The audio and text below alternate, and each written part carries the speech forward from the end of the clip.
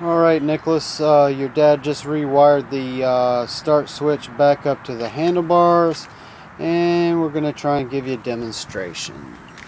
So we'll put on the choke, put the ignition on, and of course double check the gas. I've done that a few times where I forgot.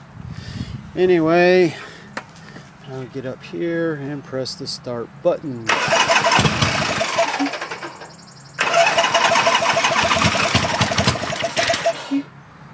Okay, push the choke in just a little bit.